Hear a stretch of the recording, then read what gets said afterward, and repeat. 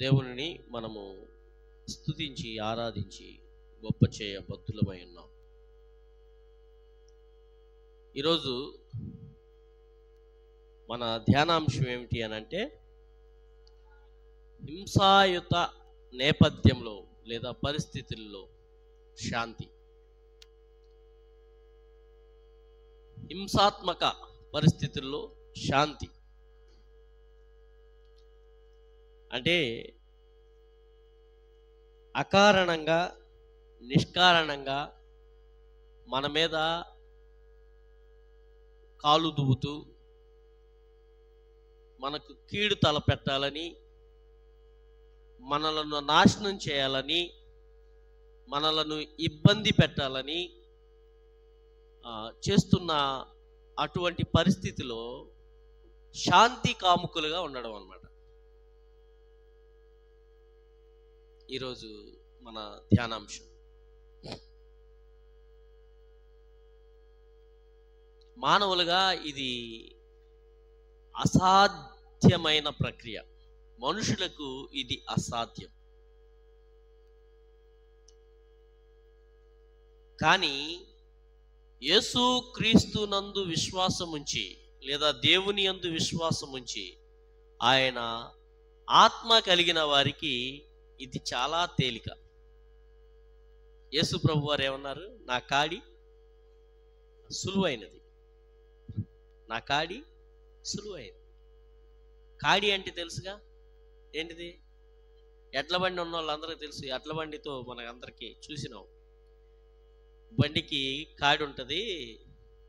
అటొక ఎద్దు లేదా అటొక దున్నపోతుల బండ్లు మనకు తెలియలే, ఎద్దుల బండ్లే తెలుసు. కొన్ని ఏరియాల్లో ఆవులతో బండ్లు మోయిస్తారు ఎద్దులు. కాడి అని అంటే రెండు కలిపి సమానమైనటువంటి వెడల్పు బరువును పంచుకుంటాయి అన్నమాట. యేసు ప్రభు వారు కూడా పిలిచినప్పుడు ఏమన్నాడంటే, నా కాడి ఎత్తుకోండి అన్నాడు. అని ఆయన ఏమన్నాడు తెలుసా? నా కాడి సులువైంది అని అన్నాడు.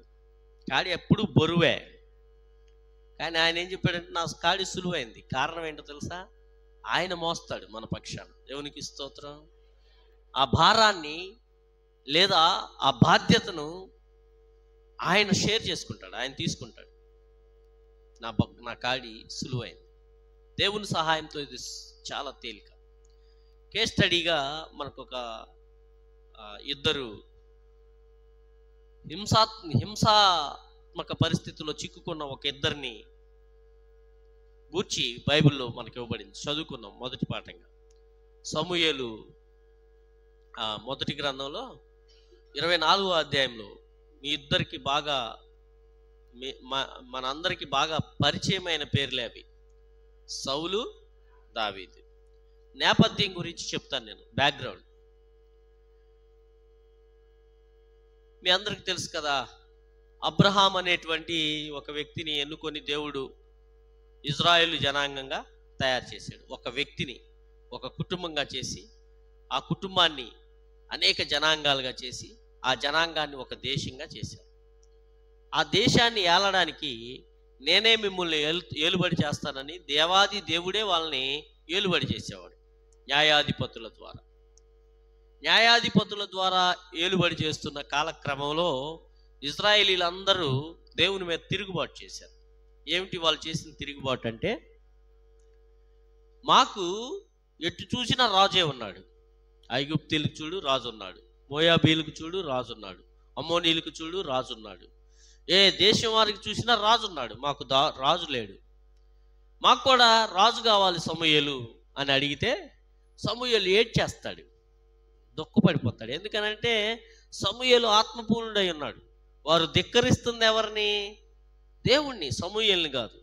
అందుకని దేవుని సన్నిధికి వెళ్ళి ఏడుపు ముఖంతో, ప్రభువా వాళ్ళు ఇలా అడుగుతున్నారని అంటే, సమూయేలు వాళ్ళు ధిక్కరించింది నిన్ను కాదు నన్నే, అయితే నువ్వు వాళ్ళతో చెప్పు, వాళ్ళు రాజు కోరుకుంటున్నారని, రాజును కోరుకుంటున్నారు. సరే, రాజు వాళ్ళకుంటే ఏమవుతుందో తెలుసా? రాజుకు వాళ్ళు సేవ చేయాలి. వాళ్ళ పంటలో నుంచి తీసుకెళ్ళి రాజుకు కప్పం కట్టాలి. వాళ్ళ కుటుంబాల్లో ఉన్న పిల్లల్ని రాజుకు దాసులుగా చేసుకుంటాడు. కొంతమంది ముందు పరిగెట్టాలి రాజు కంటే, కొంతమంది వెనక పరిగెట్టాలి.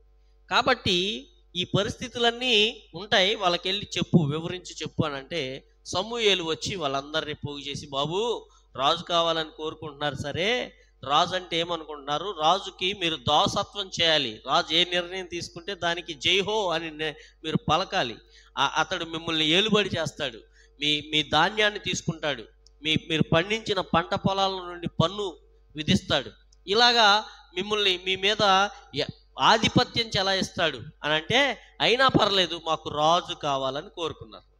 రాజు కావాలని కోరుకుంటే ఇజ్రాయేలు దేశానికి మొదటి రాజుగా సౌలు అనేటువంటి ఒక వ్యక్తిని, సౌలు గురించి ఏం రాయబడి ఉంటుందో తెలుసా?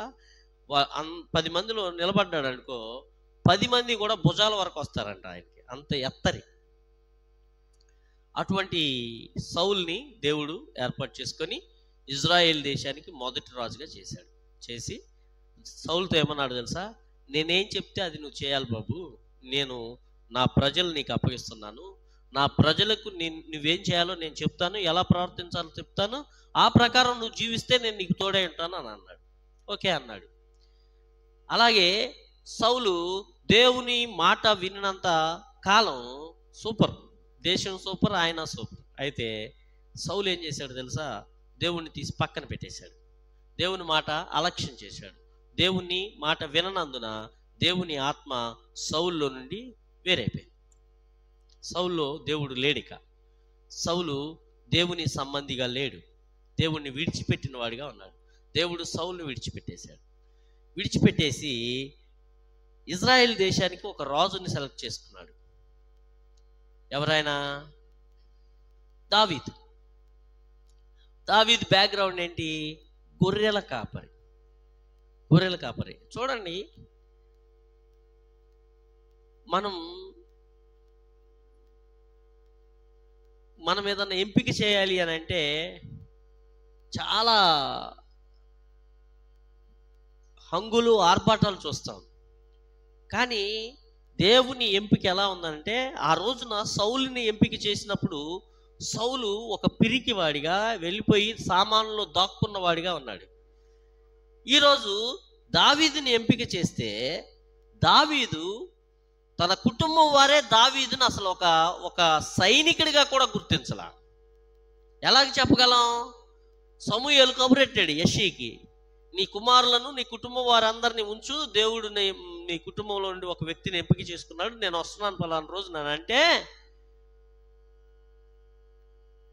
దావీదు కుమారులందరినీ ఇంటి దగ్గర ఉంచాడు. ఇది దావీదుని తప్ప. దావీదు గొర్రెల దగ్గరికి వెళ్ళిపోయాడు.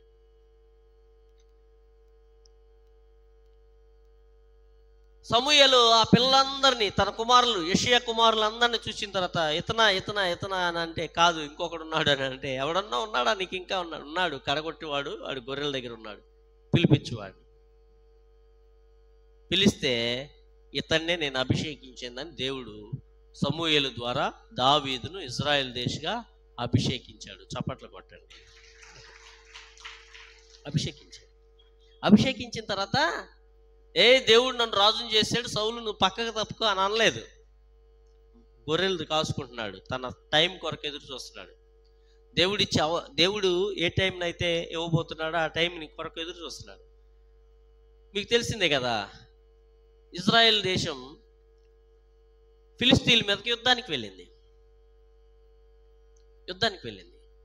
యుద్ధానికి వెళ్ళినప్పుడు యుద్ధం చేయాల్సిన సైనికులందరూ ఏం చేస్తున్నారని అంటే దాక్కున్నారు. ఆ టైంకి దావీదు యుద్ధ భూమికి వెళ్ళాడు. యుద్ధ భూమికి వెళ్ళి ఏంటి, అతనికి ఒక స్వరం వినబడుతుంది, అది గొల్లియాతు స్వరం.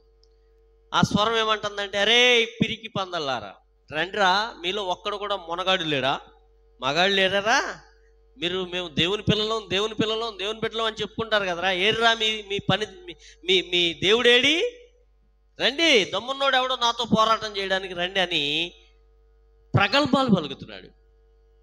అక్కడున్న రాజుతో సహా అందరూ దాక్కుంటున్నారు. అటువంటి పరిస్థితిలో అమ్మ సామ్రాజ్యం యుద్ధ భూమికి దావీదు వెళ్ళాడు.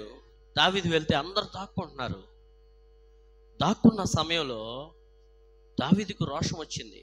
అరే, దేవుని ప్రజలైన మన మీద దేవుడెవడో తెలియని వాడు సవాలు విసురుతున్నాడు, ఇదేంటి విపరీతం, అయ్యో ఇదేంటి అని అంటే సైనికులకు వివరం చెప్పారు. బాబు, గొల్యాత్ అంట, వాడు 6.5 జానుడు ఉన్నాడు, అంటే ఈ స్లాబ్ అంత ఎత్తున్నాడు, సుమారుగా 10 అడుగులు ఎత్తు, 9 అడుగులు ఎత్తు, అంత ఎత్తరి వాడు, ఆకారానికి చాలా భయంకరంగా ఉన్నాడు. వాడు వచ్చి ఏమని సవాల్ చేస్తున్నాడంటే, మన సైన్యం అంతా ఎందుకు, మీ సైన్యం అంతా ఎందుకు, 2 సైన్యాలు కాదు పోరాటం చేయదు, మాలో నుండి నేను వస్తా, మీలో నుండి ఒకటి రండి, యుద్ధం ఎవడు గెలిస్తే వాడు ఆ దేశం గెలిచినట్టే అని అంటే, దాంతో అతనితో పోరాటం చేయడానికి, అతనితో యుద్ధం చేయడానికి మాకెవరికి ధైర్యం చాలట్లేదు, గుండె చెదిరిపోయి ఉన్నాం రాజుతో సహా, ఇది మా పరిస్థితి అని అంటే, ఏంట్రా బాబు, ఈ పరిస్థితి మీరు ఎదుర్కొంటున్నప్పుడు నాకు దేవుడు అన్నున్నాడు, నేనెందుకు భయపడతాను, బహుమానం ఏంటి అని అన్నాడు. బహుమానం ఏంటి అని అంటే, రాజు పిల్లనిస్తాడంట, సగం రాజ్యం కూడా ఇస్తాడు. వెళ్ళిపోయాడు రాజు దగ్గరికి. రాజా, నేను పోరాడతాను. నువ్వు బాలుడివి, నీకు పసి వయసురా బాబు, నువ్వెట్టా, మేమే వాడు భయపడి దాక్కుంటున్నావు, నువ్వెలా అంటే, అప్పుడు తన క్వాలిఫికేషన్ చెప్పాడు. నేను పోరాడగలను, నేను యుద్ధం చేయగలను, నా తండ్రి మందను నేను మేపుతున్నాను, అరణ్యంలో నా తండ్రి మందను మేపేటప్పుడు ఒకసారి ఎలుగుబంటి వచ్చేసింది, కర్రతో దాన్ని కొట్టి చంపేశాను. రెండోసారి సింహం వచ్చింది, ఒట్టి చేతులతో దాన్ని పీకేశాను. రాజా, ఐ క్యాపబుల్, నా దేవుడు నాకు సహాయం చేస్తాడు, నాకు సెలవు, నేను వెళ్ళి యుద్ధం చేస్తా అని అంటే, సరే వెళ్ళు అని రాజు తన వస్త్రాలు ఇచ్చాడంట.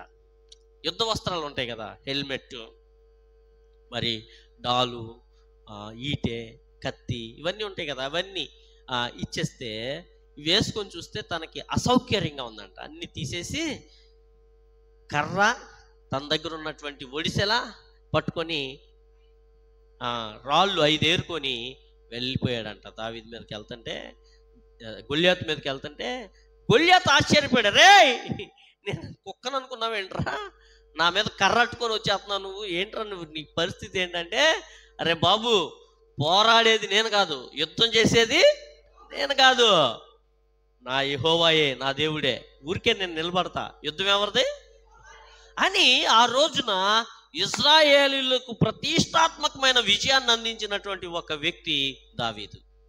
హల్లెలూయా. ఈ యుద్ధంలో దేశం పరువు కాపాడాడు, రాజు పరువు కాపాడాడు, రాజుకు ఖ్యాతి తెచ్చాడు. ఇంత చేసిన ఇతనికి దావీదు అంటే అసూయ ఏర్పడింది సౌలుకి. అరే, నా దేశంలో ఇటువంటి వీరుడు ఉన్నాడు, ఇటువంటి భక్తుడు ఉన్నాడు, ఇంత దేవుని యందు భయభక్తులు కలిగి ఎంత ధైర్యంతో నింపబడ్డాడు ఈ వ్యక్తి అని అతన్ని ఘనపరిచి అతనికి బాధ్యతలు అప్పగించాల్సినటువంటి సౌలు ఏం చేశాడంటే, కక్ష పెట్టుకున్నాడు అతని మీద. చెప్పండి,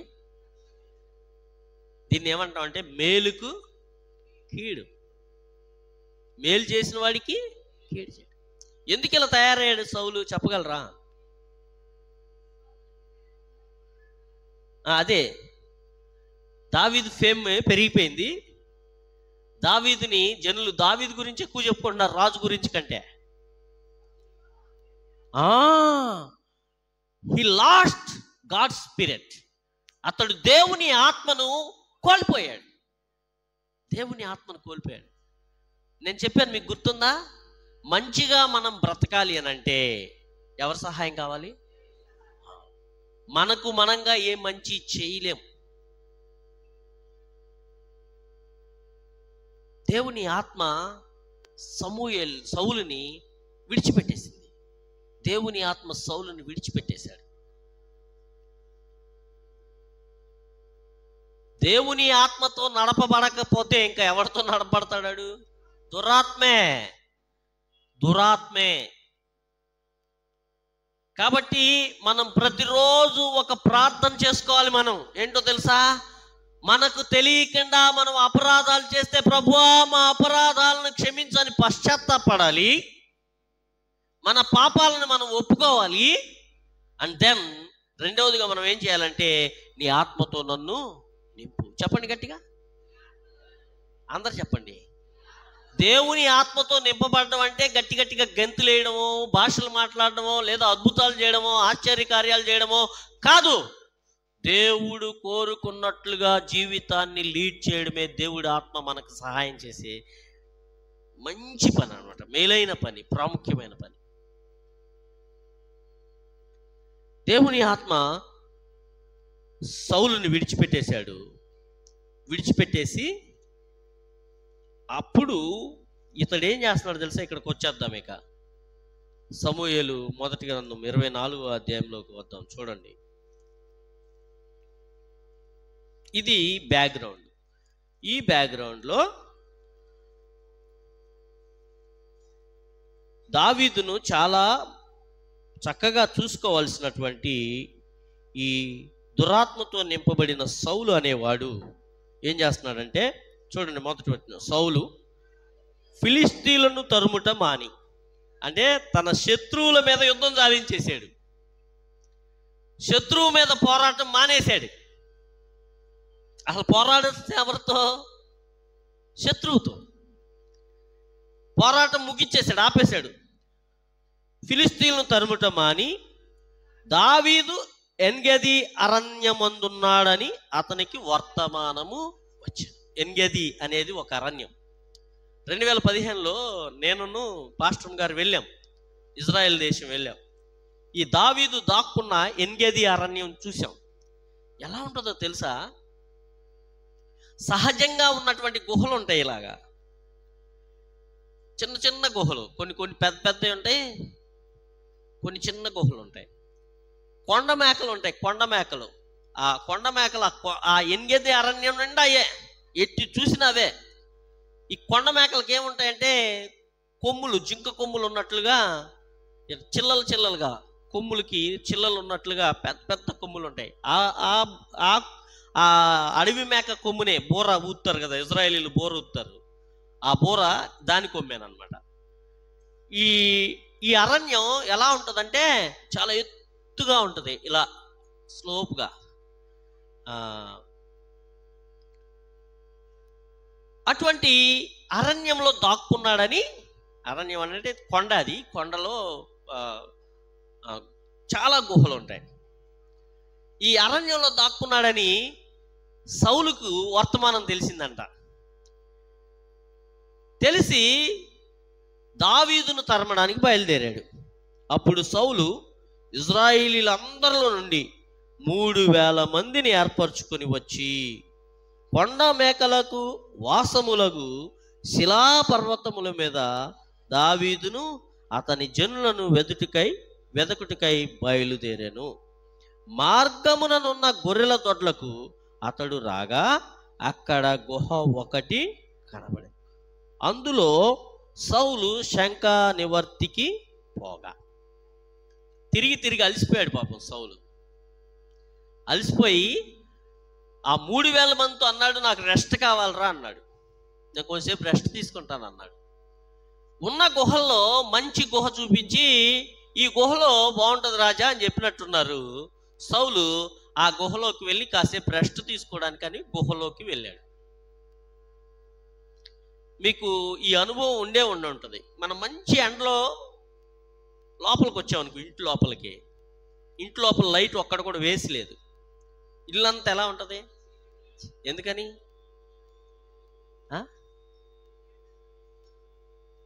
దేవుడు అంత అద్భుతంగా నిర్మాణం చేశాడు మన కళ్ళను కానీ మన బాడీని కానీ. దేవునికి ఎన్ని స్తుతులు, ఎంత కనపరచాలో అంత కనపరచాలి మనం. కట్టిక చీకట్లోనైనా సరే కాసేపు అలా కళ్ళు మూసుకున్న తర్వాత లీలగా ఏదో ఒకటి కనపడతా, అంటే అలవాటు అవుద్ది. ఆ వాతావరణానికి, లేదా వాతావరణం అంటే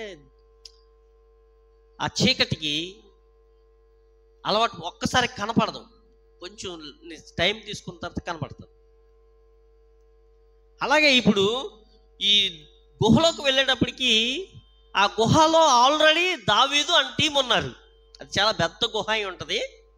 దావీదుతో పాటు 400 మంది ఉన్నారు సుమారుగా. ఆ టీము అంతా ఆ గుహలో ఉన్నారు. ఈ సౌలు రెస్ట్ తీసుకోవడానికి ఆ గుహలోకి వెళ్ళాడు. వెళ్ళినప్పుడు ఈ సౌలుకి ఏం కనపడలా, ఆ గుహలో ఉన్న వాళ్ళు ఎవరు కనపడలా. కానీ దావీదుకు ఆ గుహలో ఉన్న వాళ్ళందరికీ ఎవరు కనపడతారు? సౌలు. ఎందుకు కనపడతారు? సౌలుకి ఎందుకు కనపడలేదు, వాళ్ళకి ఎందుకు కనపడతారు? ఆ వాతావరణం వాళ్ళకి అలవాటైంది. అక్కడ ఆ వెలుతురు వాళ్ళకు చూడగలిగినంతగా కన్ను అలవాటైంది. కాసేపటికి ఉంటే అలవాటు అవుతుంది కదా. సౌలుకి మాత్రం వెంటనే కనపడదు, కాసేపు ఆగిన తర్వాత కనబడుద్ది. ఇలాంటి పరిస్థితిలో సౌలు అక్కడికి వెళ్ళాడు. వెళ్తే సౌలును చూడగానే తనతో ఉన్న వాళ్ళందరూ ఏమంటున్నారంటే, అంటే బహుశా ఇది చాలా పెద్ద గుహ అయి ఉంటుందండి. ఈ పెద్ద గుహలో సౌలు, దావీదు వాళ్ళ జనులు మాట్లాడుకునే మాటలు అక్కడ దాకా సౌలు దాకా చేరనంత దూరంలో ఉన్నారన్నమాట. సౌలు అంత గ్యాప్ ఉంది. ఇప్పుడు చూడండి,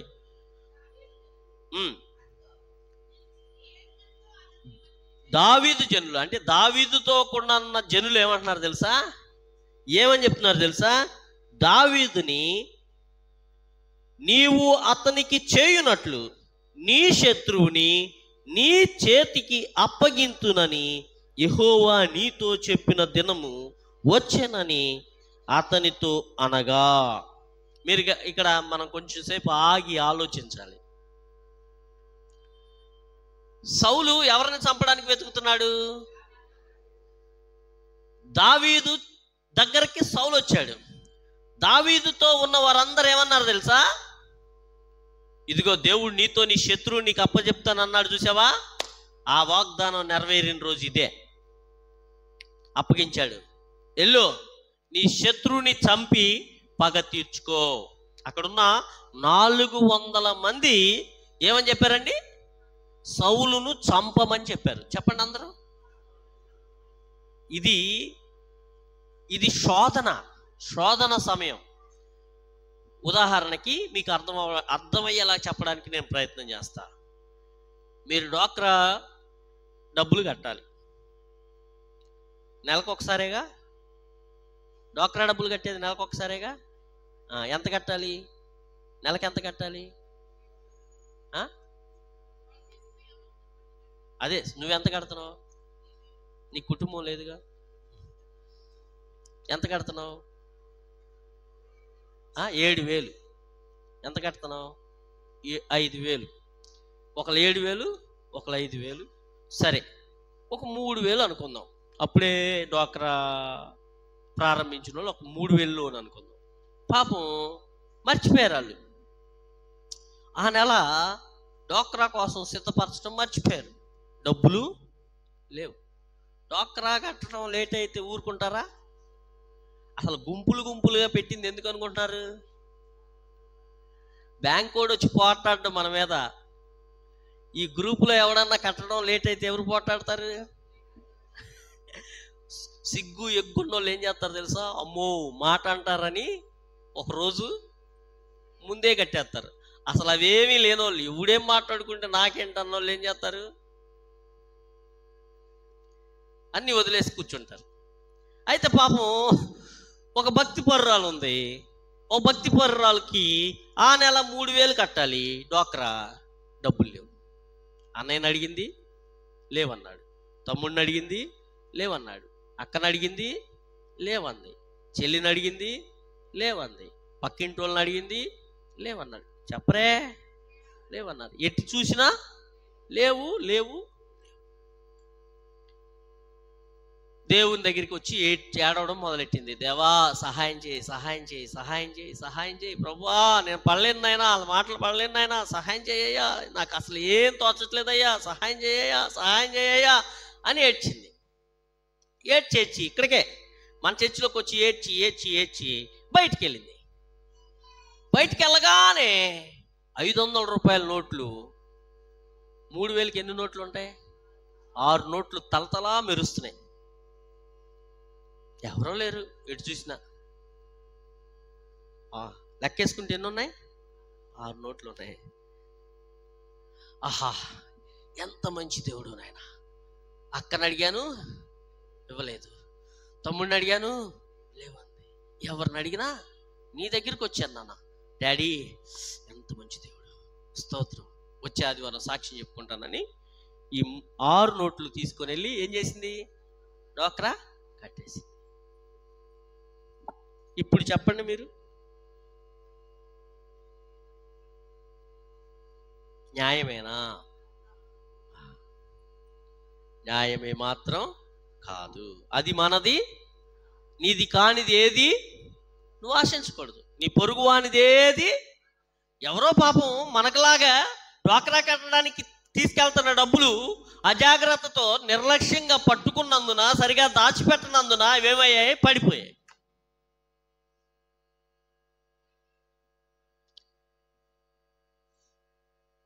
చూడండి, ఇటువంటి పరిస్థితే దావీదుకి ఎదురైంది.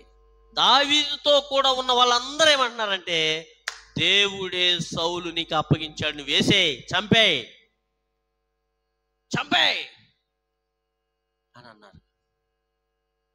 ఇది శోధన. ఏమంటాం? శోధన. యేసు ప్రభు వారికి 40 రోజులు ఉపవాసం ఉన్నాడు. 40 రోజులు ఉపవాసం తర్వాత ఆబ్వియస్లీ ఏమేస్తుంది? ఆకలేస్తుంది. మనం ఒక్కరోజు ఉంటేనే కొంతమంది ఉపవాసం అనే పేరు మీద ఏం చేస్తారు తెలుసా?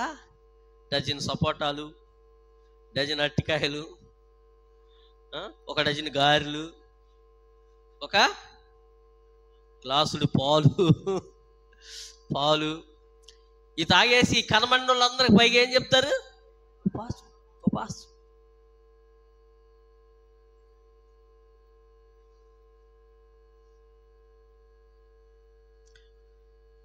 ప్రియమైన వారలారా, దావీదు శోధనను ఎలా ఎదుర్కొన్నాడో చూడండి. దేవుడు ఏం చెప్పాడో ఎట్టి పరిస్థితుల్లోనైనా దాని ప్రకారం జీవించడం భక్తుల పని. యేసు ప్రభుకు ఆకలేసింది 40 రోజుల తర్వాత. రాళ్లను నువ్వు ఊర్లోకి వెళ్ళిన దాకా ఉంటే ఈ అరణ్యంలో నీకు ఆ భోజనం ఎక్కడ దొరుకుద్ది?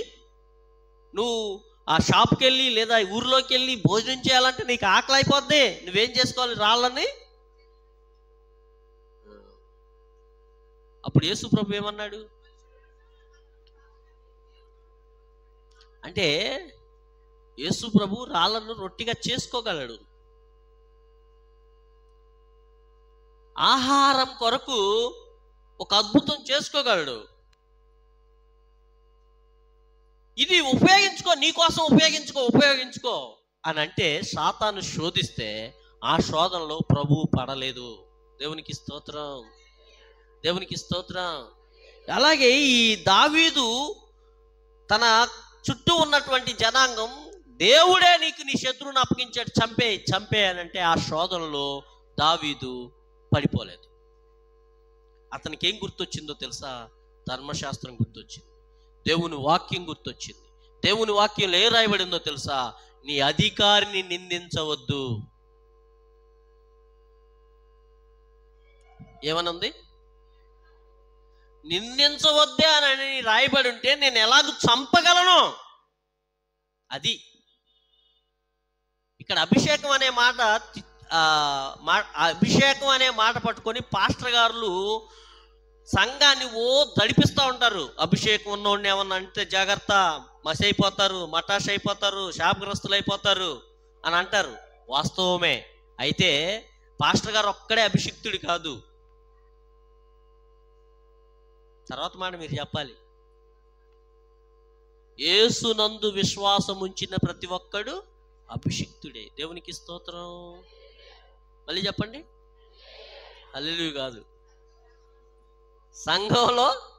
సంఘంలో ఉన్న వాళ్ళందరూ కాదు, మళ్ళీ చర్చికొచ్చే వాళ్ళందరూ కాదు. యేసునందు విశ్వాసం ఉంచిన వారందరూ అభిషిక్తులే. దేవుని ఆత్మతో నింపబడిన ప్రతి ఒక్కరు అభిషిక్తులే. పాస్టర్ గారిని అంటమే కాదు, మీ తోటి విశ్వాసినన్నా అది దేవుని ఎదుట పాపమే, లోపమే. హేతువు లేకుండా తగులదు, హేతువు లేని శాపము తగులదు. ఒకవేళ తప్పు చేస్తే అది పాస్టర్ అయినా ఒకటే, విశ్వాస అయినా ఒకటే. Both are same. నేను తప్పు చేశాను, ఆ తప్పుని ఎత్తి చూపి మీరు ఇదిగో పాస్టర్ గారు ఇది కరెక్ట్ కాదని చెప్తే అది మీకేమి నేరం కాదు. పైగా మీరు దీవింపబడిన వారు అవుతారు. ఎందుకని?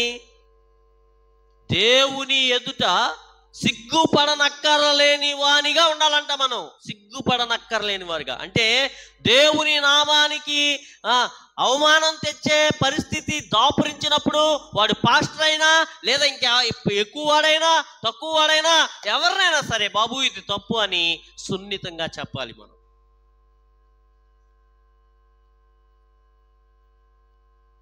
ఇజ్రాయెల్ చరిత్ర చదివితే మనం చూస్తే రాజుతో సహా అతి సామాన్యుడు కూడా దేవుని దృష్టికి అందరూ సమానమే. వాళ్ళకేం కొమ్ములు లేవు. కాకపోతే వాళ్ళకు ఉన్నది ఏంటంటే బాధ్యతలు. ఆ బాధ్యతకు తగ్గట్టుగా దేవుడు లెక్క అడుగుతాడు. బాధ్యతకు తగిన విధంగా దేవుడు లెక్క అడుగుతాడు. దావీదుని దేవుడు అభిషేకించాడు ఒక పని కోసం. ఆల్రెడీ అభిషేకించాడు సౌలును ఒక పని కోసం. ఇక్కడ అభిషేకం అనేది ఇజ్రాయేలీలందరూ అభిషిక్తులే. మీరు మళ్ళీ జ్ఞాపకం చేస్తున్నాను, ఇజ్రాయేలీలందరూ దేవుని జనాంగమే. అయితే ప్రత్యేకమైన అభిషేకాలు ఉన్నాయి, ఒక్కొక్కరికి ఒక పని నిమిత్తం. ఏంటి? సమూయేలును యాజకుడిగా ఉండడానికి అభిషేకించాడు, సౌలును రాజుగా ఉండడానికి అభిషేకించాడు, దావీదును రాజుగా ఉండడానికి అభిషేకించాడు.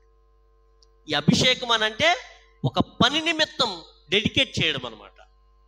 ఈ సమయంలో నీ అధికారిని నిందించవద్దు అనే ధర్మశాస్త్రంలో ఉన్న వాక్యాన్ని తీసుకొని దావీదు తను పాపంలో పడిపోకుండా తను తాను కాపాడుకోగలిగాడు. దేవునికి స్తోత్రం. మనల్ని కాపాడేది ఏది? వాక్యం. చెప్పండి, మనల్ని కాపాడేది ఏంటిది?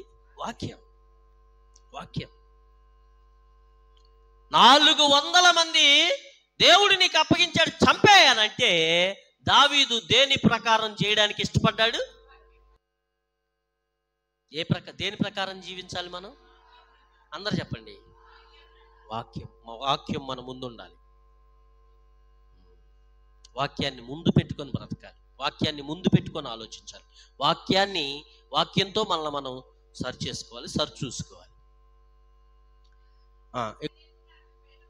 దావీదు లేచి వచ్చి సౌలునకు తెలియకుండా అతని పై వస్త్రపు చెంగును కోసాడు. ఆహా, ఇది ఎంత సాహసం!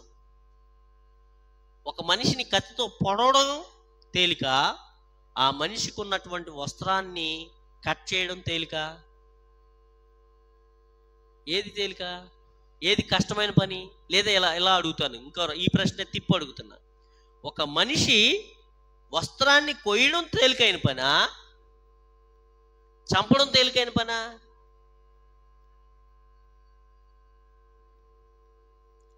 ఈ ప్రశ్న సీరియస్నెస్ మీకు అర్థం కాల.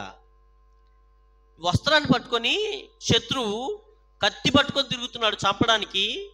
అతని దగ్గరికి వెళ్ళి పట్టుకొని వస్త్రాన్ని కొయ్యిస్తూ ఉంటే అతనికి ఏమాత్రం ఏదో గెలుగుతున్నాడు రా నన్ను ఎలా ఎవడో అని చెప్పి ఇలా చూస్తే ఏమైపోతాడు దావీదు? చచ్చిపోతాడు. ఇప్పుడు దావీదు కోసినట్టుగా సౌలు వస్త్రాన్ని జాగ్రత్తగా కోస్తాడా? సౌలు కోయడు. దావీదు కనబడగానే ఏం చేస్తాడు? దొరికారా బిడ్డ అని చెప్పి తన దగ్గర ఉన్న కత్తి ఒక్కసారి ఇలా ఇసురుతాడు. అంటే దావీదుకి ఏది ప్రమాదం చూడండి. తనకు ప్రమాదం అని తెలిసి కూడా సౌలుకు నువ్వేంటో నేనేంటో నీకు తెలియచేయాలని ఎంత సాహసాన్ని కొడికట్టాడనంటే తన వస్త్రపు చెంగును నిదానంగా కట్ చేసుకొని వచ్చేసాడు. ఇతడు యెహోవా చేత అభిషేకము నొందినవాడు గనుక యెహోవా చేత అభిషిక్తుడైన నా ప్రభువునకు నేను ఈ కార్యము చేయను, యెహోవాని బట్టి అతన్ని నేను చంపను అని తన జనులతో చెప్పాను. ఈ మాటలు చెప్పి దావీదు తన జనులను అడ్డగించి సౌలు మీదికి పోనీయక వారిని. చూడండి దావీదు ఎంత క్లారిటీగా, ఎంత క్రిస్టల్ క్లియర్గా ఉన్నాడు అని అంటే, ఎంత యథార్థంగా ఉన్నాడంటే, నేను చంపను కానీ మీరు వెళ్ళి చంపిరండి రా అని అనలేదు.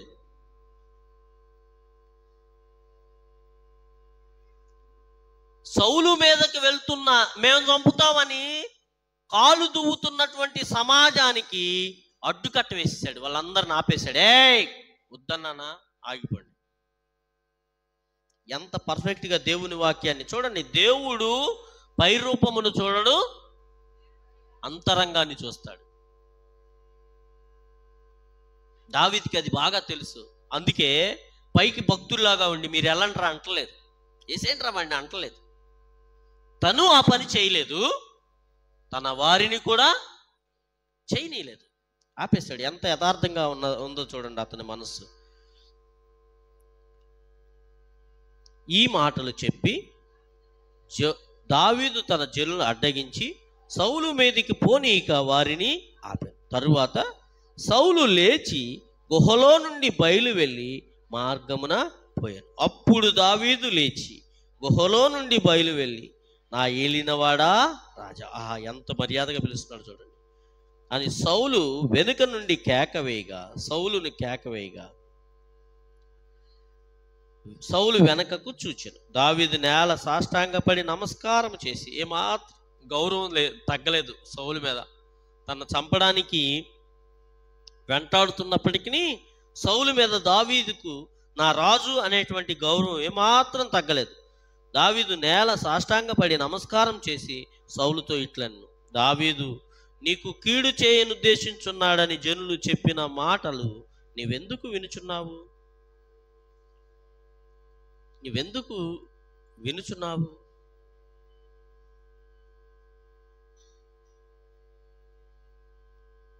ఆలోచించుము.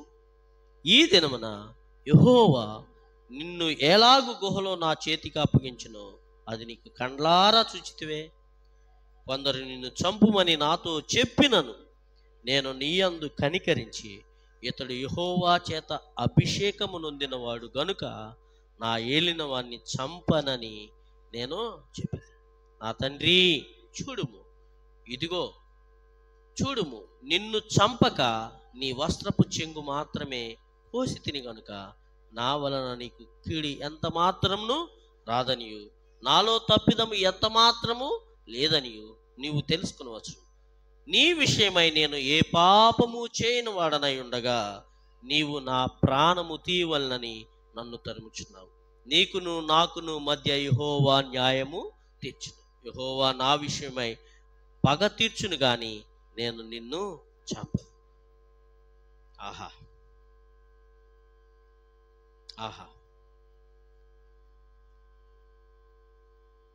17వ వచనం సౌలు మాట్లాడుతున్నాడు. యెహోవా నన్ను నీ చేతికి అప్పగింపక నన్ను చంపక విడిచిపెట్టినందుకు ఈ దినమున నీవు నా అపకారమునకు ఉపకారము చేసిన వాడవై నా ఎడల నీకున్న ఉపకార బుద్ధిని వెల్లడి చేస్తేవి గనుక నీవు నాకంటే నీతిపరుడు. ఈ విషయం అర్థమైనప్పటికీ సౌలు మారలేదు. ఇది పిటి.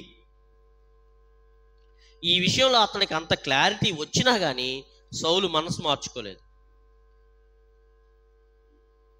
ఒకనికి తన శత్రువు దొరికిన ఎడల మేలు చేసి పంపివేయినా ఈ దినమున నీవు నాకు చేసిన దాన్ని బట్టి యెహోవా ప్రతిగా నీకు మేలు చేయును గాక. ఆలోచించండి. మనం ఏమనుకుంటున్నామంటే దేవుడు మనకు మేలు చేయడం అని అంటే మనకు కావాల్సినవన్నీ దేవుడు ఇచ్చే పని మీద ఉంటాడు, దేవుని కొరకు మనం ఏం చేయక్కర్లేదు అని అనుకుంటున్నాం మనం. అలా తయారైంది ఈనాటి క్రైస్తవ సమాజం. దేవుడు మన నుండి ఆశించేది ఏంటో తెలుసా? ఆయన మాట ప్రకారం జీవించే సమాజాన్ని ఆశిస్తున్నాడు ఆయన.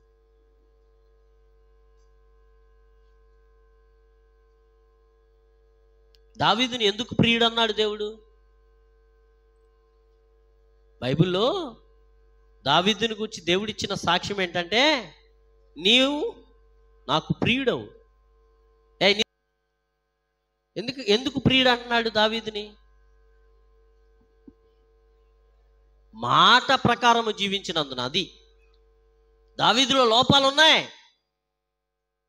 కానీ దేవుని మాటకి ఎంత విలువిచ్చాడు చూడండి. తన ఆయాసపరిచి తన కష్టపెట్టి ఇంట్లో సుకుమారుడిగా ఉన్న చిన్న కుమారుడిగా ఉన్న తనని, చక్కగా జీవిస్తున్న తనని అడవి పాలు చేసి అరణ్యంలో తరబడానికి కారకుడైన సౌలు వచ్చి తన చేతికి దొరికినప్పుడు ఏమీ చేయకుండా విడిచిపెట్టేస్తున్న ఆ దావీదును చూస్తుంటే మనకేమనిపిస్తుంది? తన గురించి కంటే, తన ఇష్ట కష్టాల కంటే, తన గురించిన యోచన కంటే నా దేవుడు ఏమనుకుంటున్నాడు, నా దేవుడు నా గురించి ఏం కోరుతున్నాడు, నా దేవుడు నా నుంచి ఏం ఆశిస్తున్నాడు అనే దానికి ఎంత పెద్ద పెట్టేశాడో చూడండి దావీదు.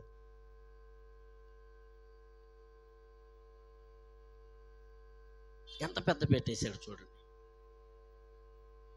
ప్రియమైన దేవుని సంగమా,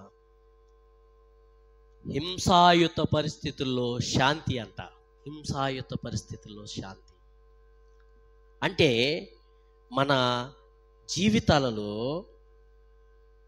మన జీవితాల్లో అలాగా మనల్ని కష్టపెడుతున్నటువంటి వారు, ప్రభువుని నమ్మిన వారు, ప్రభువుతో సహవాసం చేసేవారు, దురాత్మ పూని దుష్టుని ఆత్మ చేత నడిపింపబడుతూ మనల్ని ఇలా ఇబ్బంది పెట్టే వారి పట్ల మన వైఖరి ఎలా ఉండాలి అని అంటే, మనము వారికి మేలు చేసేవారముగా ఉండవలసిన అగత్యం ఉంది. మనం చెప్పే కారణాలు ఒక్కటి కూడా వినడు దేవుడు. ప్రభువా, నాకు అది చేశారు, నాకు వాళ్ళు అంత అన్యాయం చేశారు, నాకు అంత కీడు చేశారు, కాబట్టి నేను ఎలా ఉన్నాను. కాక్ అండ్ బుల్ స్టోరీస్ అంటాం వీటిని. దావీదుకు సౌలు చేసిన కీడు కంటే ఎక్కువ కీడు మనలో ఎవరికి, మన చుట్టూ ఉన్నవారు ఎవరు చేయలేదు.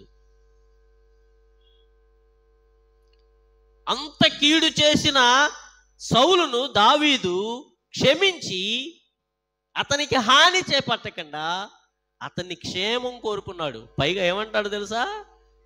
సౌలు కాపలా ఉండాల్సిన వాళ్ళని, రే, ఇంకొక చోట దినవృత్తాంతాల్లో ఉంటుంది ఈ సంగతి. ఏమంటాడు తెలుసా? రే పనికి మానోళ్ళరా, కాపలా రాజుని కాపాడుకోవాల్సిన వాళ్ళని నా చేతికి అప్పగించారా, మీరేం కాపాడతారా రాజుని? దేవుడు అభిషేకించిన రాజుని కాపాడలేకపోయారు, మీరేం ఉద్యోగాలు చేస్తున్నారా అని వాళ్ళని దండిస్తాడు రాజు. దావీదు అతని కీడు చేయకపోగా అతన్ని కాపాడవలసిన వారిని ఎక్కిరిస్తాడు. మీరేం కాపాడతారా, మీరు ఏం కాపాడతారు, మీరు బుద్ధి తెచ్చుకోండి, ఇక మీదటైనా క్రమంగా ఉండండి, మీ ఉద్యోగం జాగ్రత్తగా చేయండి అని హెచ్చరిస్తాడు. చూడండి, రోమాపత్రిక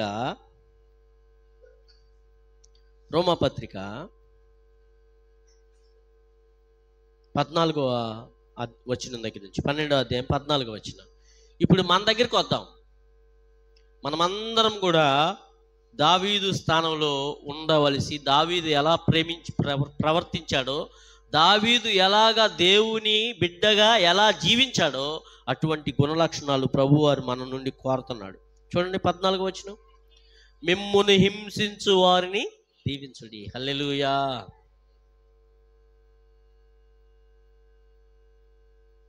మిమ్ముని హింసించిన వారిని దీవించుడి.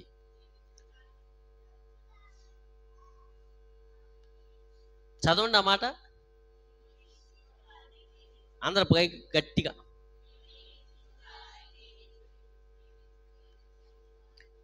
అక్కడే ఆ మాట చదివి ఆపండి. మిమ్ముని హింసించు వారిని.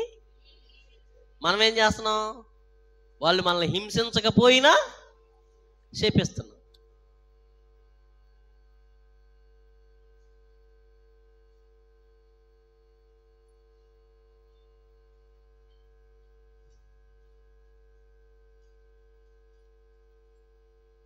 మీరు గుండెల మీద చేసుకొని చెప్పండి. మీ ఇళ్లలో మీ స్నేహితుల దగ్గర కూర్చొని మాట్లాడేటప్పుడు, ఇతరుల గురించి ప్రస్తావన వచ్చినప్పుడు ఎలాగూ ఇతరుల్ని నిందిస్తున్నారు, దూషిస్తున్నారు, అకారణంగా మీరు మాట్లాడుతున్నారు. దేవుడు మెచ్చుతాడా? మెచ్చడు.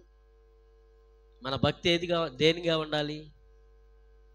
దేవునిని మెప్పించేదిగా ఉండాలి. దేవునిని మెప్పించేదిగా ఉండాలి. నా దేవుడు ఏమనుకుంటున్నాడు అనేదిగా ఉండాలి.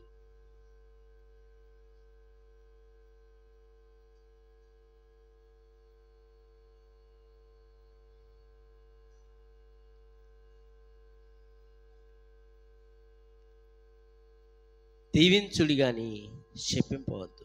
సంతోషించు వారితో సంతోషించుడి, ఏడ్చు వారితో ఏడవడి. ఒకరితోనొకడు మనస్సు కలిసి ఉండుడి. హెచ్చు వాటి యందు మనస్సునుంచక తగ్గు వాటి యందు ఆసక్తులై ఉండుడి. మీకు మీరే బుద్ధిమంతులని అనుకొనక కీడుకు ప్రతి కీడెవనికి చేయవద్దు. మనుషులందరి దృష్టికి యోగ్యమైన వాటిని గూర్చి ఆలోచన కలిగి ఉండుడి. శక్యమైతే మీ చేతనైనంత మట్టుకు సమస్తమైన మనుషులతో సమాధానంగా ఉండుడి. ఎందుకు ఈ మాట శక్యమైతే అనే మాట అన్నాడు? పరిశుద్ధాత్మ దేవుడు ఇక్కడ ఏమని రాయించాడంటే, శక్యమైతే అంటే మీ చేతనైతే, మీకు సాధ్యమైతే, చేతనైనంత మట్టుకు అందరితో ఏమండాలంట? అంటే ఇతరులు సమాధాన పడే సంగతి మన చేతుల్లో ఉండదు. మనం ఎంత ప్రేమించినా, ఎంత వారికి సహాయం చేసినా, ఎంత మేలు చేసినా మన నాశనాన్ని కోరుకునే బుద్ధి కలిగిన వాళ్ళు ఉంటారు. అటువంటి వైఖరి కలిగిన వారిని గురించి మనం ఆందోళన చెందక్కర్లేదు. మీకు శక్యమైతే అంటే ఇతరులను కూడా సమాధానంగా ఉంచేటువంటి ఆ బాధ్యతలో మీకు చేతనైనంత మట్టుకు చేయండి. మీరు రిజల్ట్ మీ చేతిలో లేదు.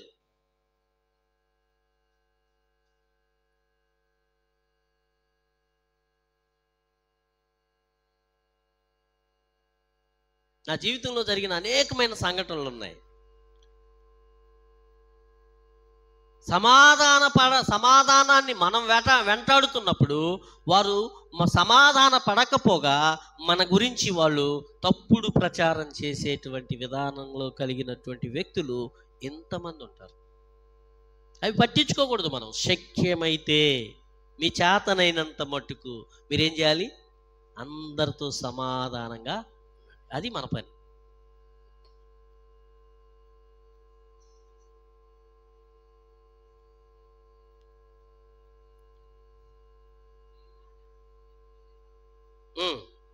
నీ శత్రువు ఆకలి కొని ఉంటే అతనికి భోజనం పెట్టుము. బా, ఆకలితో వచ్చిన వాడు మనకు శత్రువు అయితే, అయ్యా నాకు భోజనం కావాలని మన ఇంటి ఎదుట అడిగిన వాడు మనకు శత్రువు అయితే మరింత ఎక్కువ ఆనందంతో అడిగి పెట్టాలంట. ఆకలి కొని ఉంటే అతనికి భోజనము పెట్టుము. యోసేపు అన్నలు అకారణంగా అతన్ని ద్వేషించారు, అకారణంగా అతని నాశనాన్ని కోరుకున్నారు, అకారణంగా అతన్ని చంపాలని చూశారు. ఎంత హాని చేశారు. వారు ఆకలి కొని ఉంటే యోసేపు ఏం చేశాడు? బస్తాలు బస్తాలు ధాన్యం కూర్చి పంపాడు. వాళ్ళ డబ్బులు వాళ్ళ మూటల్లో పెట్టి మళ్ళీ వెనక్కి పంపాడు. దేవునికి స్తోత్రం.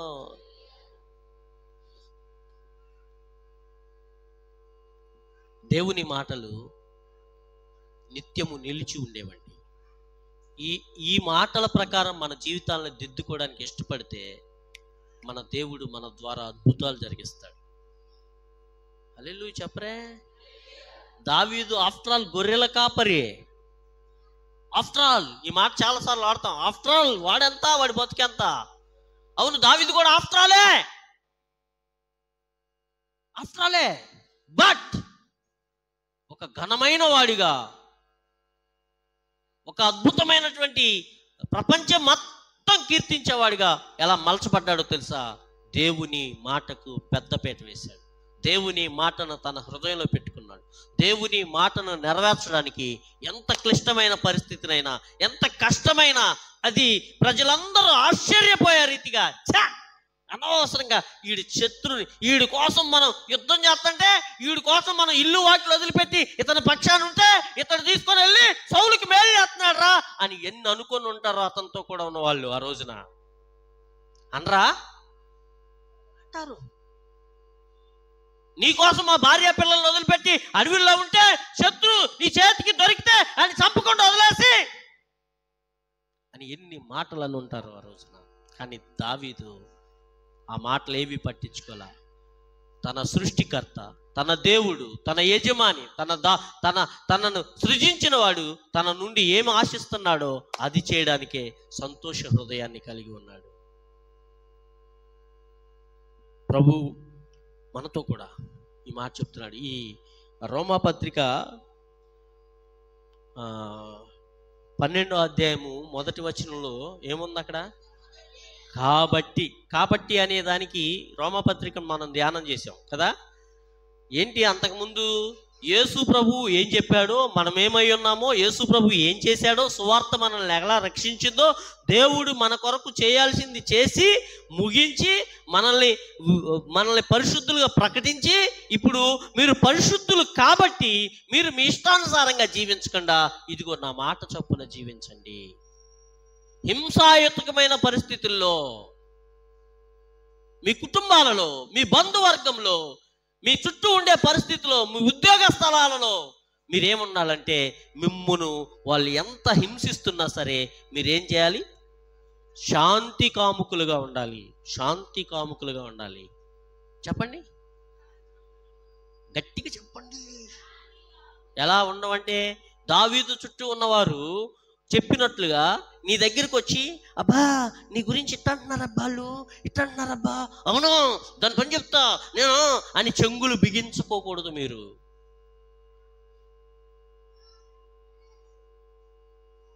ఏం చేయాలి? అవునా అనుకుంటున్నారా?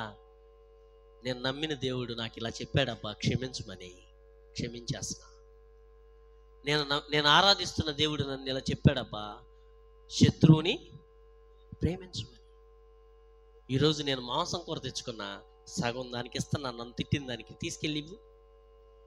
వేసి ఇవ్వగలరా? ఏమి నవ్వుతున్నారు మీరు? మేము అట్టట చేస్తామని. ఈ మధ్య యూట్యూబ్ చూస్తున్నప్పుడు ప్రవీణ్ పగడాల గారు చనిపోయినప్పుడు కానీ, క్రైస్తవుల మీద ఏదైనా హింస చెలరేగుతున్నప్పుడు కానీ, కొంతమంది క్రైస్తవ పాస్టర్లు కానివ్వండి, అంటే కొంతమంది క్రైస్తవులు అని పేరు పెట్టుకొని క్రైస్తవ్యం మీద ఏదో దాడి జరుగుతుంది, దేవుని పిల్లల మీద దాడి జరుగుతుంది, మేము దాన్ని ఖండించడానికి వచ్చాము అన్నట్టుగా పరుష పదజాలంతో ఒక లోకస్తుల్లాగా ఛాలెంజ్లు విసరడం. ఖబర్దార్, ఛాలెంజ్, రండి, మీరు కర్ర పట్టుకుంటే మేము కత్తి పట్టుకొని వస్తాం అని ఇలా క్రైస్తవ నాయకులు ఎవరన్నా మాట్లాడుతుంటే మనకి రోత అనిపిస్తుందా? లేదంటే అబ్బబ్బలే మాట్లాడుతున్నాడు రా, మన తరపున మాట్లాడే ఒకడు, ధైర్యంగా మాట్లాడేవాడు ఒకడు ఉన్నాడు రా అని అనుకుంటున్నారా? రోత అనిపించాలి. అది రోత. దేవుని వాక్యం మారదు. ఎంత కఠిన పరిస్థితులైనా, ఎంత కల్లోల పరిస్థితులైనా, ఎంత కలవర పరిస్థితులైనా, భయంకరమైన హింస గుండా వెళ్తున్నా దేవుని నియమం ఇదే, దేవుని పద్ధతి ఇదే. దుష్టిని ఎదిరింపక,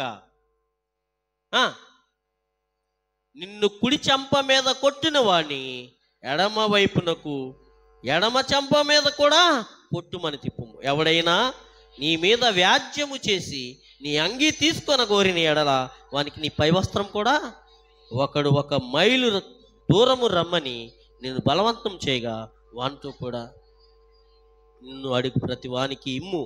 నిన్ను అప్పు అడుగు గోరు వాని నుండి నీ ముఖము, నీ పొరుగు వాణ్ణి ప్రేమించి నీ శత్రువును దేశించుమని చెప్పబడిన మాట మీరు విన్నారు కదా. నేను మీతో చెప్పున్నదేమనగా, ధర్మశాస్త్రం యొక్క ఆ నూతన డైమెన్షన్ ఇక్కడ చెప్తున్నాడు. నేను మీతో చెప్పున్నదేమనగా, మీరు పరలోకమందున్న మీ తండ్రికి కుమారులై ఉండునట్లు. అంటే మనము మన ప్రవర్తనను బట్టి ఆయన కుమారులమా కాదా అని తెలియదు. కుమారులై ఉండునట్లు మీ శత్రువులను ప్రేమించుడి, మిమ్మును హింసించు వారి కొరకు ప్రార్థన చేయుడి. దేవునికి స్తోత్రం. మిమ్మును హింసించు వారి కొరకు, నిందించు వారి కొరకు ప్రార్థన చేయండి అంటే ఏమని ప్రార్థన చేయాలి? ప్రభువా ప్రభువా నేసేయి, ఏసేయి. ఎప్పుడు వేసేస్తావు నాకు చెప్పు. అదా ప్రార్థన అంటే? కాదు. ప్రభువా అతన్ని క్షమించు, అతన్ని దీవించు, పరివర్తన కలుగు చేయి. ప్రార్థన చేయడం అంటే అది. దేవా నీ అదుపాజ్ఞలకు అతన్ని తెచ్చుకో. దేవుడు ఎంత కనికరం కలిగిన వాడు, ఎంత దయగలిగిన వాడు. సమాజంలో హింస పెట్టేగిపోతా ఉంది. సమాజంలో హింస అణువణువున నాట్యం చేస్తూ ఉంది హింస. ఈ హింస మధ్య మనం ఏం చేయాలంటే శాంతిని స్థాపించే సాధనాలుగా ఉండాలి. శాంతిని స్థాపించే సాధనాలు అంటే మనం కత్తులు పట్టుకొని, కర్రలు పట్టుకొని మన మన యుద్ధ తంత్రాలను తీసి శాంతిని స్థాపించలేం. శాంతికి కారణం ఏమంటున్నాడంటే నీ శత్రువుని ప్రేమించు, నిన్ను హింసించు వాని కొరకు ప్రార్థన చెయ్యి. చివరికి ఒక మాట చెప్పి నేను ముగించేస్తా. ఒక గజ దొంగ వచ్చాడు. ఇది నిజంగా జరిగిన సంఘటనే. ఒక చిన్న షాప్ ఉంది రోడ్డు మీద. చిన్న పిస్తల్ తీసుకొని వచ్చాడు. పిస్తల్ ఈ చేత్తో పట్టుకున్నాడు. ఆ షాపులో తండ్రి, చిన్న కుమార్తె ఇటు పక్క కూర్చొని ఉంది. ఈ పిస్తల్ చూపించి రేయ్ ఇవ్వు అని అన్నాడు. తత్సారం చేస్తుంటే, అంటే ఎవరైనా తన ధనాన్ని ఇచ్చేయాలంటే, అమాంతం ఇచ్చేయాలంటే ఇచ్చేయలేరు కదా. అలా తత్సారం చేస్తా ఉంటే ఒక్కటి గుద్దుతాడు.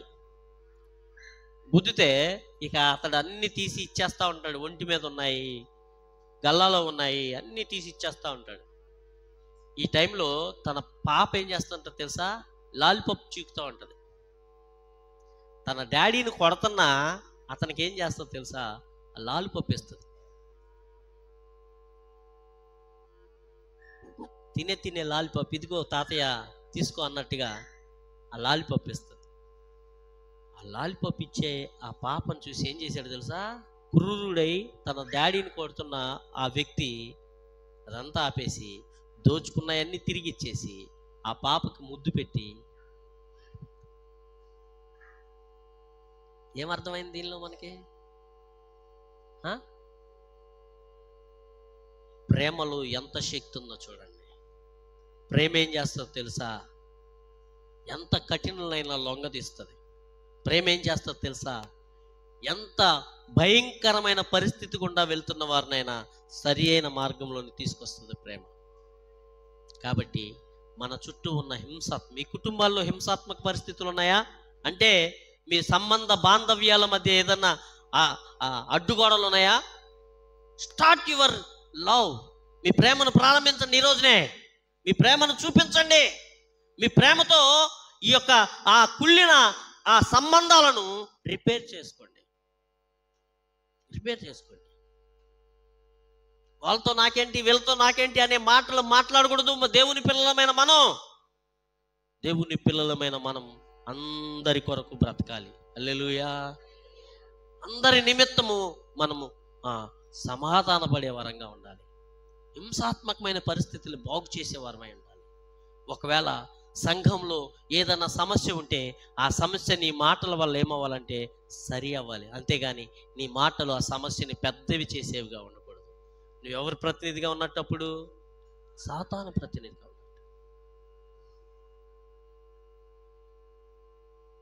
హింసాయుతమైన పరిస్థితుల్లో ఒక ఇద్దరు కొడుకుల మధ్య అగాధం వస్తూ ఉంటే తల్లిగా, తండ్రిగా, లేదా చెల్లిగా, అక్కగా నువ్వేం చేయాలంటే వారి ఇరువురి మధ్య సమాధాన పరిచే మాటలు మాట్లాడాలి. సమాధానాన్ని తీసుకొచ్చే మాటలు. ఒకవేళ ఆ సంబంధాన్ని, ఆ ఇద్దరి మధ్య, అన్నదమ్ముల మధ్య ఉన్న సంబంధం ఎక్కువైపోయేటటువంటి మాటలు వస్తూ ఉంటే వాటిని ఏం చేయాలంటే మింగేయాలి. వాటిని బయటికి చెప్పకూడదు. కొంతమంది ఇళ్లలో ఏంటో తెలుసా ఫ్యాషను? అన్న పక్కన కొంతమంది చేరిపోతారు, తమ్ముడు పక్కన కొంతమంది. మేము ఒక పార్టీ, మీరు ఒక పార్టీ అన్నట్టే తయారవుతారు. అలా ఉండకూడదు. మనమందరం ఒక్కటే. ఒకవేళ ఎవరి డబ్బులు వాళ్ళకు ఉండొచ్చు, ఎవరి అవసరాలు వారికి ఉండొచ్చు, ఒకరికి పెట్టలేకపోవచ్చు, కానీ ప్రేమ అందరికీ పంచివ్వచ్చు. దేవునికి స్తోత్రం.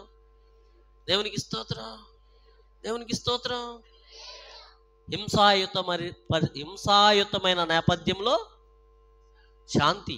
చెప్పండి, హింసాయుతమైన నేపథ్యంలో శాంతి. హింసాయుతమైన పరిస్థితుల్లో శాంతి. హింసాయుతమైన పరిస్థితుల్లో ఎట్ట వస్తుంది శాంతి? ఓం శాంతి శాంతి శాంతి అంటే వస్తుందా శాంతి? ఏం చేయాలి? Start your journey. ఇప్పుడే ప్రారంభించు. నీతో ఎవరితో అయితే వివాదం ఉందో వారిని ప్రేమతో ఒక పలకరింపు. ఒక మనిషిని చూసి అని అనడానికి ఖర్చు ఏమన్నా అవుద్దండి? మరి ఎందుకు మొఖాలు కొంతమంది చర్చిలోకి వచ్చే ప్రతి ఒక్కరు ఎవరిని పలకరించాలి తెలుసా? పాస్టర్ గారిని తప్పనిసరిగా పలకరించాలి. మీరు ఎవరిని పలకరించాలి? ఆయన ఒకవేళ పక్కగా చూస్తుంటే మీ వైపు చూసేటప్పుడైనా అయిపోయింది డ్యూటీ. ప్రతిరోజు కలవడానికి అవ్వట్లేదు, ఆదివారం ఒక్కరోజే వస్తున్నారు. మరి ఎందుకు హడావుడికి పరిగెడతారు? పలకరించుకోండి, ఒకరినొకరు పలకరించుకోనండి. ఏమ్మా బాగున్నావా? ఒకవేళ మన మీద ఎవరికైనా కష్టం ఉందని తెలిస్తే ఆ కష్టం ఉన్న వాళ్ళ దగ్గరికి పని కట్టుకుని వెళ్ళాలి. వచ్చిందా ఇవాళ అమ్మాయి వచ్చిందా అని చెప్పి అవసరమైతే గుమ్మం దగ్గర కాచుకొని నీకోసమే చూస్తున్నాను అమ్మ బాగున్నావా, అబ్బాయి ఎలా ఉన్నాడు, పిల్లలు ఎలా ఉన్నారు, ఎప్పుడు వస్తావు మా ఇంటి దగ్గరికి, ఒకరోజు రండి. సంబంధాలు, మీకు సంగతి తెలుసా? ఈ సంబంధాలు చక్కగా ఉంటే మన ఒంట్లో ఆరోగ్యం బాగుంటుంది. ఏ సంబంధం సరిలేకపోయినా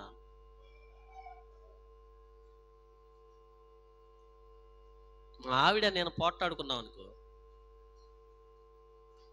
పోట్లాడుకోవచ్చా పోట్లాడుకోకూడదా? పర్మిషన్ ఉంది. ఒకవేళ మేము ఎప్పుడు పోట్లాడుకోం అని చెప్పారనుకో ఎవడన్నా, ఆడు పెద్ద బిద్దుకుడు అని చెప్పండి మీరు, అంతే. ఇంకా దానిలో మేము ఎప్పుడన్నా పోట్లాడంటే పెద్ద పోట్లాట ఏమి ఉండదు. ఆమె పనిలో ఉండి అమ్మాయి ఏంటి అందనుకో, మట్టు మర్యాద లేకుండా మాట్లాడుతుంది ఏంటంటే స్లో డౌన్ అయిపోద్ది. ఇక ఒక్క మాట కూడా రాదు ఇటు నుంచి. మాట్లాడలేదని ఆమె తెలుసుకొని ఏంటి అట్టున్నారు అని అందు. గ్లాస్ తీసుకొచ్చి పాలు, హార్లిక్స్. ఈ సంబంధం రిపేర్ అయ్యేదాకా ఎలా ఉంటుందో తెలుసా? ఈ సంబంధం రిపేర్ అయ్యేదాకా ఎలా ఉంటుందో తెలుసా? ఏం తిన్నా బలం ఉండదు ఒంట్లో. ఈ సంబంధం మంచిగా ఉంటే మనం ఒక పూట అంతా తినకపోయినా చెప్పనలవి కాని బలం ఉంటుంది. అంటే ఉదాహరణకు చెప్తున్నా నేను, అన్నదమ్ముల బంధమైన, అక్క చెల్లెళ్ళ బంధమైన, మన పొరుగు వారితో సంబంధాలైనా, ఏ బంధాలైనా మన బంధాలు ఆరోగ్యకరంగా ఉంటే అదే మనకి పెద్ద ఆరోగ్యం. దేవునికి స్తోత్రం. ఇప్పుడు మనం ఏం చేయాలి? పరిశుద్ధ ఆంధ్రేయ సిఎస్ఐ దేవాలయంలో సంఘ సభ్యులుగా ఉన్న మనమందరము మన సంబంధాలను ఏం చేయాలి? రిపేర్ చేసుకోవాలి, శాంతి సాధనాలు అవ్వాలి. ఇది నీ పార్ట్, ఇది మన పార్ట్. మనమే ఇప్పుడే స్టార్ట్ చేద్దాం మన జర్నీ. రేపటికి వాయిదా వేసుకోవద్దు. ఒక ఫోన్ చేయండి, దూరంగా ఉంటే పలకరించండి. పలక్కపోయినా పలకరించండి. అడు తిరిగి నుంచుంటే నువ్వు ఎదురుకెళ్ళి ఇట్లా నుంచో. దేవుడు మిమ్మల్ని దీవించను గాక. ప్రార్థన చేసుకుందాం. Thank you father. అవును నాయనా, మా మీద పెద్ద గురుతరమైన బాధ్యత ఉంది. ఈ సమాజంలో శాంతి నెలకొల్పే వారంగా మేము ఉండాలని, నీ ప్రతినిధులుగా మేము ఉండాలని మీరు మమ్మల్ని మీ బిడ్డలుగా ఎంచుకున్నారు, ఏర్పాటు చేసుకున్నారు. దావీదు సౌలును ఏ రీతిగా ప్రేమించాడో, ఏ రీతిగా క్షమించాడో, ఏ రీతిగా ప్రభువా అతడు తన యొక్క వ్యక్తిత్వాన్ని, తన యొక్క భక్తిని నీ వైపు చూస్తూ కాపాడుకున్నాడు ప్రభు, ఆ రీతిగా మేము నీ వాక్యాన్ని బట్టి ఆలోచించడానికి, వాక్యాన్ని బట్టి జీవించడానికి సహాయం చేయండి. మా సంబంధాల్లో ఉన్నటువంటి, మా చుట్టూ ఉన్నటువంటి వారి పరిస్థితుల్లో ఏదైనా ప్రభా ఇబ్బందికరమైన పరిస్థితులు ఉంటే ప్రేమతో రిపేర్ చేసుకొని నాయనా నీ వాక్య ప్రకారం జీవించడానికి కావాల్సిన శక్తిని, సామర్థ్యాన్ని, బలాన్ని అనుగ్రహించమని యేసయ్య నామములో ప్రార్థిస్తున్నాం తండ్రి. ఆమేన్. అందరం లేచి